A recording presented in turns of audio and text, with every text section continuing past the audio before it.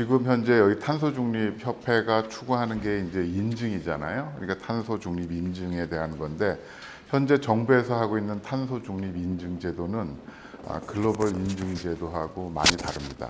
그래서 정부의 인증을 받는다고 하더라도 그것이 글로벌로 나가게 되면 거의 대부분 다시 계산을 해야 되는 그런 상황이거든요.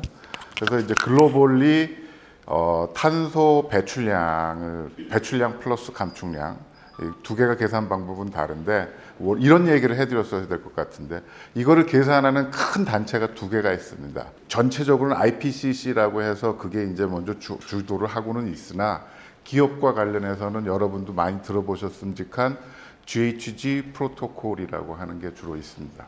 이 GHG 프로토콜에서 만든 용어가 여러분이 실제로 쓰시는 스콥 1, 2, 3 많이 보셨죠? 예, 이 GHG 프로토콜이 세계 최초로 기업의 온실가스 배출량 산정하는 단체였거든요.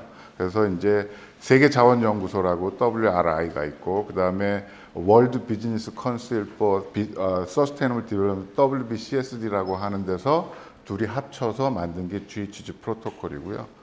그 다음에 이제 ISO라고 인터내셔널 스탠다드 오가니제이션이라고 하는 게 있는데 그것이 만든 곳이 14064 시리즈. 이거는 주로 법적, 제도적, 국가에서 운영하는 거하고 관련돼 있는 게 이게 있어요.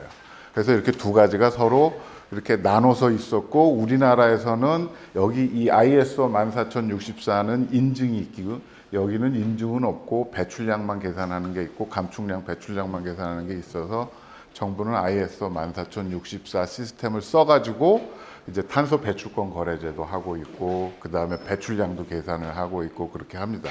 두 개의 내용은 기본적으로 아까 말씀드렸듯이 IPCC라고 하는 인터내셔널 패널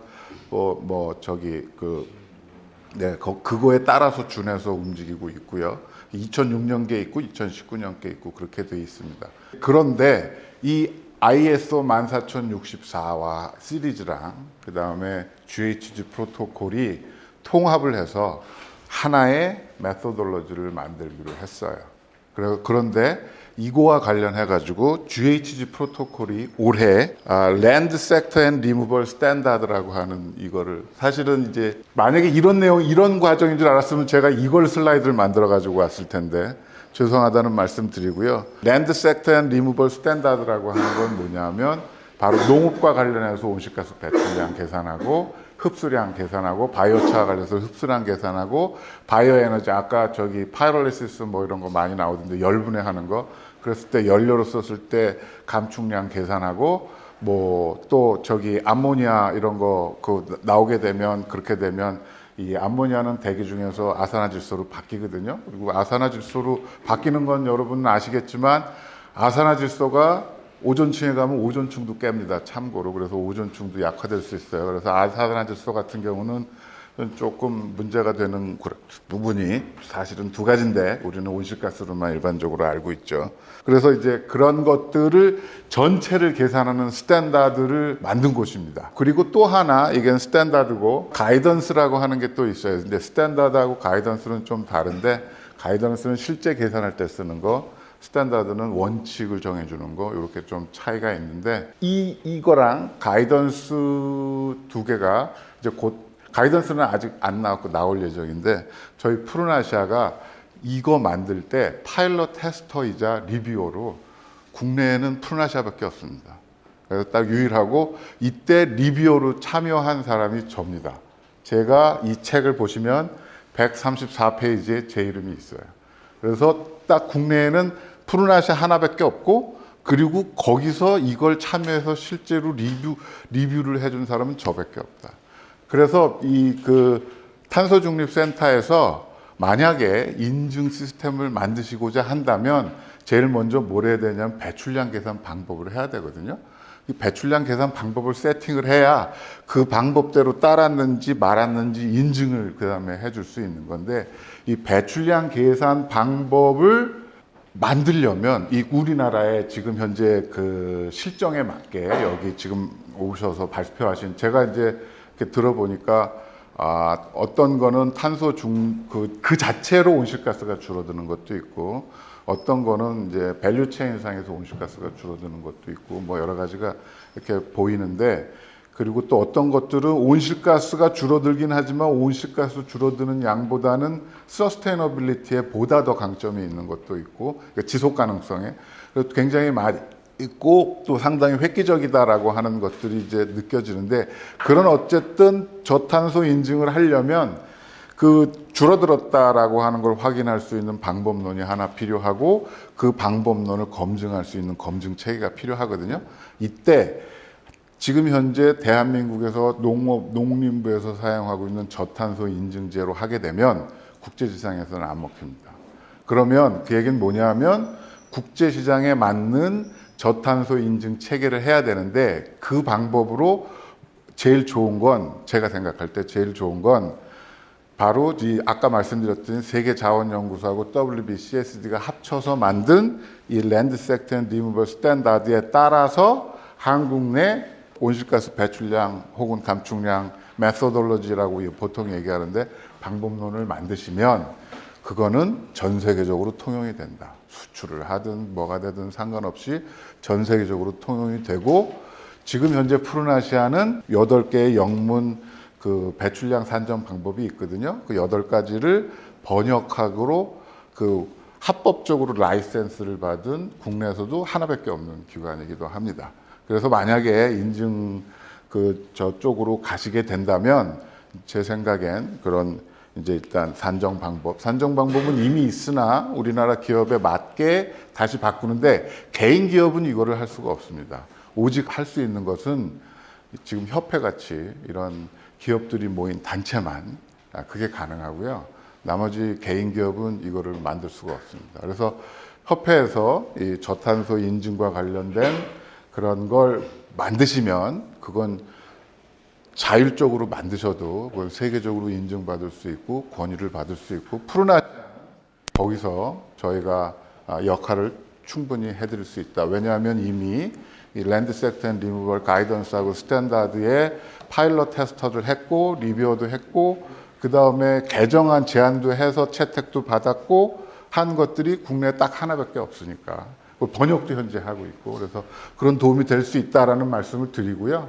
그 다음에 이제 오늘 요청항 받은 거는 바이오차를 넣었더니 진짜 온실가스가 줄어드네요. 그러니까 여기서 지금까지 말씀하신 모든 것들은 온실가스가 줄 거다. 근데 진짜 주는지 측정해 봤어? 그러니까 하나도 없었어요. 근데 이제 제가 오늘 말씀드릴 거는 진짜 온실가스가 주는지를 측정해서, 실제로 측정해서, 그러니까 기계 갖다 놓고 실제로 측정해서 줄었는지 확인한 데이터를 보여드리려고 하는데, 처음에 1년 동안은 엄청 실망했습니다. 여기서 어떤 바이오차를 썼다고 얘기는 못 해드립니다. 왜 못 해드리냐면, 그럼 그 바이오차 문제가 되잖아요. 그래서 문제가 될 수도 있고 반대일 수도 있고, 그래서 어떤 바이오차를 썼다는 얘기는 말씀을 못 드리고요. 어떤 농작물을 사용했다고도 말씀을 드리면 원칙적으로는 안 됩니다. 안 되지만 사진을 보시면 어떤 농작물인지 금방 알 겁니다. 왜냐하면 사진에 그냥 딱 나오니까. 그래서 그러면 어떤 회사랑 했을 것인지도 추정이 가능합니다. 왜냐하면 대한민국의 회사가 하나밖에 없거든요. 그래서 그 농작물에 관련된 데이터는 하나밖에 없어서, 이제 앞으로 기업들은 이제 이런 걸 대응해야 되고 이런 걸 해야 되고 뭐 이렇게 합니다. 뭐 그리고 바이오차 같은 경우는 탄소 중립해서 온실가스 저감량으로 계산도 하고 뭐 이런 걸 해야 되는데, 제가 뭐 아실 거라서 미리 말씀을 드리면 KTNG하고 했습니다. 그래서 좀 보시면 담뱃잎입니다. 딱 보면 담뱃잎인데 목재 바이오차를 썼다는 건 말씀드리니까, 목재 바이오차를 쓴 이유는 비료 성분이 들어가면 안 되기 때문에 가장 비료 성분이 없는 걸로 했습니다. 그래서 목재 바이오차를 썼다는 거를 말씀을 드리면 불현듯 떠오르는 바이오차 회사가 있으실 겁니다. 국내에서. 이거를 이제 실제로 측정을 했습니다. 온실가스가 정말 줄어드는지 늘어나는지 실제로 측정했다는 게 큰 차이고요. 그다음에 이제 이거는 뭐 잎의 크기가 변하는지 뭐 이런 걸 화장했는데 거의 똑같죠. 왜냐하면 영양 물질 성분이 별로 없어서 거의 똑같은데, 다만 얘가 여폭이 조금 늘어나요. 그러니까 생산성은 조금 는다. 그리고 실제로 성분조사, 담배 성분조사 다 했는데 성분에는 영향이 없더라라는 것까지도 확인이 됐고요. 그 다음에 이제 보면 뿌리가 달라집니다. 그래서 바이오차가 아닌 건 이렇게 굵은 뿌리, 주근들이 많이 발달하는 반해서 바이오차 처리하면 저렇게 세근이 많이 발달하는 걸로 완전히 뿌리 형태가 달라지는 걸로 조사됐고요. 그러니까 영양물질을 흡수하는 데는 저 세근이 훨씬 유리하거든요. 이런 굵은 뿌리는 영양물질을 흡수 안 합니다. 예, 그리고 아주 세근 중에서도 저 뿌리에서 어디 부위에 따라서 영양물질을 흡수하는 데가 다른데 끝부분이 주로 흡수를 많이 하고요. 이 끝 뒤쪽 굵은 쪽으로 가면 갈수록 흡수를 못 합니다. 예, 그 못하는 건 아까 여기서 얘기했는데 하이드로젠 퍼옥사이드 그것 때문에 못 하는데 그게 이제 세포벽을 만들면서 못 하는데 아까 고체 하이드로젠 퍼옥사이드 집어넣으면 아마 세포벽 형성이나 이런 거에 굉장히 도움을 많이 줄 거거든요. 그래서 병충해 저항성이나 이게 되게 높아지고 되게 굉장히 좋은 아이디어라고 개인적으로 생각은 하고요. 근데 차이 없습니다. 저희에서 실망했다 그랬죠. 차이 없습니다. 간단히 말씀드리면 이 메탄 농업을 하면 농사를 지으면 메탄은 줄어듭니다. 그러니까 메탄 감축량도 측정을 하면 어느 정도 될 수는 있다. 다만 이게 숲보다는 적다. 메탄이 줄어드는 건 하지만 그래서 이 농사를 짓는 땅이 메탄 감축 효과가 있으니까 그것 가지고 뭔가 얘기를 해볼 수 있지 않느냐라는 걸 이야기는 할 수 있다는 거 말씀드릴 수 있고요. 그 다음에 아산화질소 차이 없습니다. 그래서 저희가 엄청 실망했습니다. 바이오차가 효과가 없는가 보다.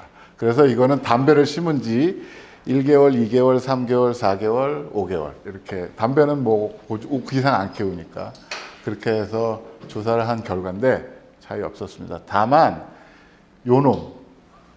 요놈은 작년에 바이오차를 뿌린 거예요. 작년에. 근데 얘는 감축효과가 좀 있는 것 같아요. 얘는. 그러니까 첫 해는 없고 둘째에 있는 것 같다는 느낌은 좀 있었어요. 근데 이게 이제 확인이 되는 사건이 하나 벌어지는데 이게 왜 이렇게 되는지 이제는 이해를 하는데 그래서 이제 실험실에서 연구를 합니다. 그게 바로 뭐냐면 흙에다가 비료랑 바이오차랑 3개를 섞어서 이제 동시에 섞어가지고 실험을 하는 거죠. 그래서 여기 이제 그 CF는 저기 컨트롤에다가 비료, 퍼틸라이저를 했다는 거고 CFB는 컨트롤에다가 그냥 흙에다가 비료를 넣고 바이오차 넣고 그런 취지입니다. 그런 얘기입니다. 그래서 보시면 여기 이제 CF에 비해서 바이오차를 넣으면 바로 효과가 나요. 근데 날짜를 보시면 첫날, 둘째 날, 셋째 날. 그래서 11일이면 뭐 5일도 되고 뭐 조기에 따라 좀 다른데 닷새 정도면 바이오차 효과가 없어지는 거예요. 근데 이 앞에서 제가 1개월, 2개월, 3개월 그랬잖아요. 그러니까 굉장히 초기에 봐야 된다는 거죠. 그래가지고 굉장히 초기에 보지 않으면 바이오차는 온실가스의 효과를 보기가 어렵다는 것도 한 가지. 마찬가지입니다. 이것도. 그래서 이거. 근데 이 단위가 여기는 마이크로그램이고요. 이 단위가. 여긴 잘 안 보이실지도 모르겠는데 여기는 나노그램입니다. 마이크로하고 나노는 1000단위가 차이 납니다. 그러니까 여기서 숫자가 뭐 이렇다고 해가지고 이게 얼마 안 주는 거 아니냐 이렇게 생각하실지 모르겠는데 하나는 나노고 여기는 마이크로그램이기 때문에 실제로 1000배 차이 나는 겁니다. 저희가 계산한 거는 한 7, 800배 차이 나거든요. 그러니까 요 며칠 줄어드는 것만 잘 컨트롤해도 몇십 % 온실가스를 줄일 수 있다는 계산이 나올 수 있는 거죠. 아산화질소 같은 경우는 11일까지 여전히 낮습니다. 이거 보면 굉장히 낮죠.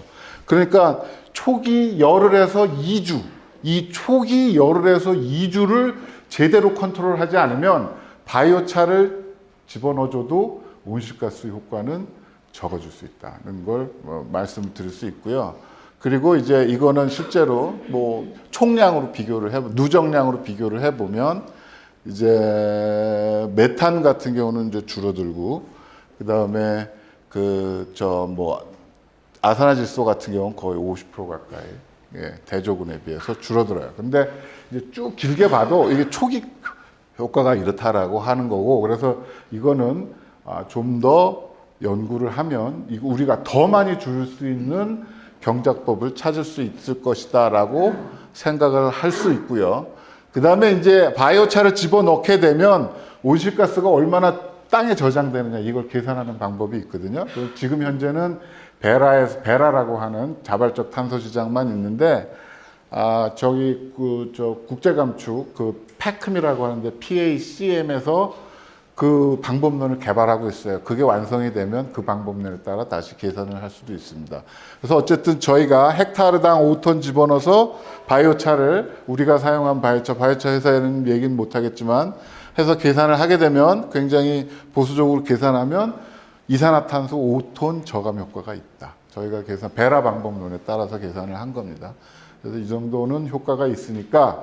그런데 IPCC 2019년도에 나온 거는 헥타르당 5톤을 넣으라고 되어 있는데, 그게 5톤만 넣으라는 아닙니다. 5톤보다 더 많이 넣어도, 만약에 작물의 이상만 없으면 더 많이 넣어도 상관은 없다. 그런 말씀드리고, 그래서 저희가 이제 하는 거 계산을 해 보면, 일단 뭐가 문제냐면, 바이오차 뿌렸습니다를 증명할 방법이 현재 없다. 그러니까 우리가 양심적으로 바이오차 뿌렸습니다라는 얘기를 합니다. 근데 이게 땅 속에 있는데 헥타르당 5톤을 뿌려보면, 경운을 20cm 깊이로 경운을 쫙 해가지고 딱 보면 뿌린 땅이나 안 뿌린 땅이나 눈으로 봐선 똑같습니다. 그래서 그거를 육안으로 확인할 수 없고, 그 다음에 뿌렸을 때 위에만 뿌리면 뿌렸습니다라고 하는데 땅 속에 있는지 모르잖아요. 그리고 5톤 뿌렸다고 하고서 실제로 1톤 뿌렸는지 이거를 계산할 수 있는 방법이 현재 없다. 환경부가 그래서 절대 이거를 못하게 한다. 그러니까 거꾸로 농림부에서는 어떻게 가야 되느냐? 이거 계산법을 찾아야 한다라고 하는 거예요. 그래서 저희가 두 가지 접근을 했어요. 그래서 실제로 이게 정량적으로 계산 가능하다고 나왔어요. 하나는 동위원소, 카본 13이라고 하는 동위원소를 이용해서 하는 방법이고, 또 하나는 스펙트럼을 이용해서 하는 방법인데, 항공 촬영이나 혹은 저기를 해서 가 있어요. 어쨌든 그 두 가지 방법을 해서 정량전은 나왔어요. 그리고 아까 저쪽에서 이제 HC 비율 얘기하셨었는데, 그 비율을 확인을 하게 되면 그 비율은 바이오차마다 똑같거든요. 제조 공정에서 결정되는 거기 때문에 그 비율을 확인을 하게 되면 이제 이게 우리가 뿌린 바이오차고 그 양은 정량적으로 깊이 얼마까지 얼마다라고 계산을 할 수 있는 방법이 셋업이 가능할 것 같다. 다만 현재는 예산이 중단이 돼서 그 이상의 진전은 아직 못하고 있다는 것 참고로 말씀을 드리고요. 예, 그게 바로 이제 요거하고 관련된 게고요. 그 다음에 이제 이거는 아까도 말씀드렸다시피 MRB를 개선을 해서 인증을 할 수 있는 자체 방법론을 개발해서 가지고 있어야 된다. 그거를 정부에 요청하셔도 되고, 아니면 여기 지금 탄소중립센터가 인증까지 가시려면 자체적으로 개발하셔도 되고, 그런데 이제 자체적으로 개발하신다면 혼자 하시면 안 되고, 아까 말씀드렸던 GHG 프로토콜, WRI 세계자원연구소랑 커넥션을 해서 만드셔야 국제적으로 인정을 받게 된다. 그리고 이거가 꼭 필요한 이유는 우리나라가 최근에는 농산물을 많이 수출하고 있습니다. 미국에도 라면도 라면은 밀가루 수입해 오긴 하지만 김치, 배추도 많이 수입하고 있는데, 그런 거 할 때 바로 그런 인증이 효과를 분명히 볼 거다. 당장은 하루 이틀 만에 되지는 않겠지만 몇 년을 주고 계속 가게 되면 일정 수준 뒤에는 반드시 그게 득이 되고, 이게 또 뭐가 되냐 하면 그 표준을 우리가 스스로, 아까 누가 처음에 말씀하셨는데 선진국에 가는데 우리 맨날 따라만 다니고 선진국답게 하나도 하지 못하고 있는 거잖아요. 그러니까 그런 상태에서 표준을 먼저 장악을 하게 되면 그러면 일자리도 많이 늘어납니다. 그 표준과 관련된 일자리. 예를 들면 김치 만드는데 온실가스 배출 많이 나오잖아요. 많이 나와요. 메탄이 많이 나오는데 김치 온실가스 배출량 만드는 표준이 없어요. 그럼 어느 나라가 만들어야 될 것 같아요? 그러면 그 김치, 배추 재배, 무 재배 이거까지 쫙 연결돼서 나올 거 아니에요? 그러면 그거는 누가 하는 게 제일 타당하겠어요? 그러면 이 지금 친환경 농산, 고추도 마찬가지. 고추도 김치 만들려면 고춧가루 들어가니까. 그 쪽에서 그런 체계를 구축을 해주시면 장기적으로 훨씬 유리하지 않을까. 이제 그렇게 생각이 되고요. 뭐, 그 다음에, 그리고 이제 저희가 이제 말씀드렸던 거는 이거 그 감축량을 계산을 할 때 두 가지 접근을 합니다. 하나는 뭘 접근하냐면 배출량을 올해 배출량 그 뭐 1년 뒤 배출량, 2년 뒤 배출량, 뭐 3년 뒤 배출량 해가지고 배출량의 차이로 계산하는 방법이 있어요. 보통 기업이 하는 배출량은 이겁니다. 이건데 백광탄을 집어넣는데 온실가스가 줄어들지 안 줄어들지 집어넣고 측정해 보기 참 어렵잖아요. 그럴 때 이 백광탄을 집어넣으면 온실가스가 정말 주는지를 계산을 하기 위해선 다른 방법을 씁니다. 그게 여기 consequential method라고 하는 건데 이거는 다른 방법을 써요. 그걸 써가지고 추정을 하는 거예요. 그러니까 어떤 기술을 적용했을 때 온실가스가 정말 줄어드는지 직접 지금 현재 측정은 못하지만 그게 프리딕션은 할 수 있는데 그 프리딕션 하기 위한 방법론도 있다. 그리고 그렇게 측정하게 되면 우리가 훨씬 그 온실가스 배출량을 미리 알 수 있다. 예를 들어서 닭장에 그 바닥에 이걸 깔아주면 암모니아가 줄어들고 팬 적게 돌고 그러면 그것만 적은 게 아니죠. 뭐냐면 암모니아의 양이 ppm, 암모니아는 5,000 ppm 이상이면 사람도 사망하는 거예요. 그 5,000 ppm에서 10,000 ppm. 그게 줄어들게 되면 암모니아가 뭘로 바뀌겠죠? 저 아산화질소로 바뀌겠죠? 그때 이 바산화질소가 공기 중에서 바뀌는 거하고 토양 리체이트로 나와서 바뀌는 거하고 이거 다 달라요. 그런데 이걸 다 그렇게 해서 계산하는 거예요. 이 사업을 했을 때와 하지 않았을 때 어떻게 차이 나느냐? 그러면 우리가 미리 다 사업하기 전에 감축량이 얼마 됩니다. 라고 확인할 수 있어요. 그리고 그렇게 확인이 되면 이거는 만약에 지금 미국에서 하시니까 그렇지, 미국은 뭐 트럼프가 거시기 하니까 그렇긴 한데 개도국이나 이런 데 가서 그 사업을 하시게 되면 온실가스 국제 감축으로 배출권도 얻어올 수 있는 사업이기도 합니다. 그래서 그렇게 갈 수 있는 것도 있다. 그리고 뭐 일단 제가 볼 땐 바이오차랑 비료를 섞어서 뿌리는 거. 아까 그 저기 어디죠? 똥을 금으로 바꾸신다고 한 기업. 예. 그게 가장 좋을 것 같아요. 근데 얼마나 줄어드는지는 사실 정확히 몰라요. 왜냐하면 저쪽에서 목재 바이오차 할 때 아마 어디 발전소 얘기하시던데 그 발전소가 아닌지냐 아닐까 싶긴 한데 아무튼 거기가 목재 바이오차로 목재로 그 발전하는 데거든요. 강릉에 있는.